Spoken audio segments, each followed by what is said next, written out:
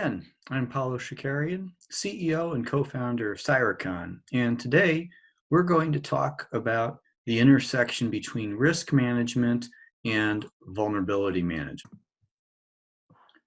So let's get started.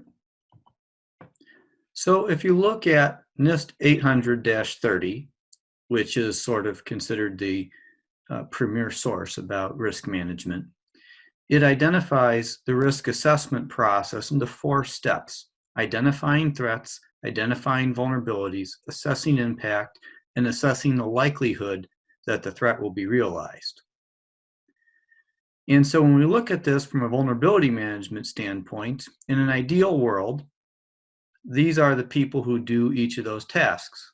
The team that does vulnerability scanning identifies those vulnerabilities. The threat intelligence teams identifies the threats.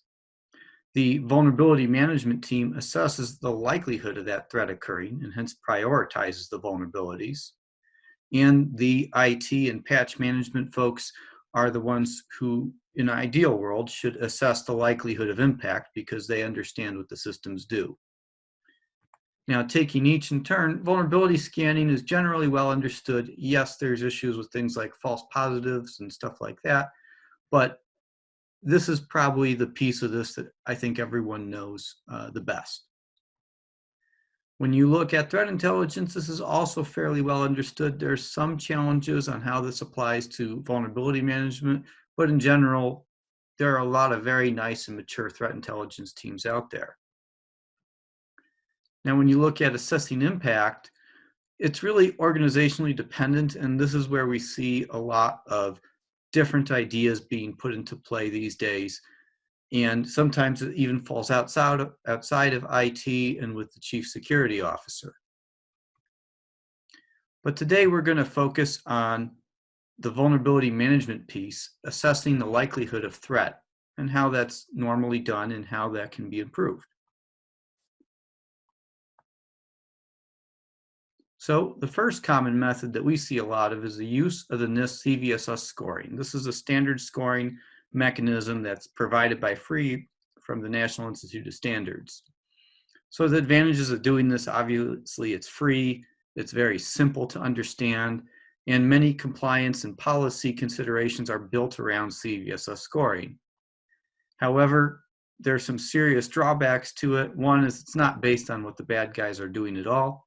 And in fact, as that third point shows, there are actually peer-reviewed studies that show it's not really predictive. The other thing is it doesn't provide a lot of triage in terms of prioritizing what's most important because 60% of the vulnerabilities are rated as high or critical by this ranking. The second common method is exploit availability. And here we see the beginnings of a threat-focused approach because the vulnerability management team is starting to prioritize vulnerabilities where there is a known exploit or sometimes even if there's just a proof of concept. However, this generally relies on the knowledge of existing exploits, so there's no element of being proactive or prediction, and it could be that the exploit's already been out for a while by the time this is added to the ranking system. Additionally, there are many different sources you can get exploit information from, and the maintenance of these can become burdensome over time. And the other thing that we hear a lot of that's kind of interesting is when there is a new vulnerability that gets media attention because it maybe affects a lot of computer systems throughout the world, this approach of seeing if there's an available exploit doesn't really help. When the boss comes asking you about a news media article, oftentimes the vulnerability management team is caught flat-footed because there's no existing exploit out there. The third way is through intelligence assessment. Now here is where we start to see the threat intelligence team play a role. And in this way, the threat intelligence team is giving assessments on individual vulnerabilities based on things like hacker communication and stuff like this. And so now we're finally getting into a more proactive stance because we're looking at intelligence that occurs before the exploit becomes available. But this today entails a lot of manual effort. The threat intelligence team itself has other priorities, so how much time they spend on vulnerability management is a function of resources. And third is, in general, this does not scale to the large number of vulnerabilities we see in organizations. As we wrap up, just a little bit about CyRating and how CyRating addresses some of these issues. Our CyRating score is designed to quantify the likelihood of a threat against a given vulnerability, as seen in the screenshot.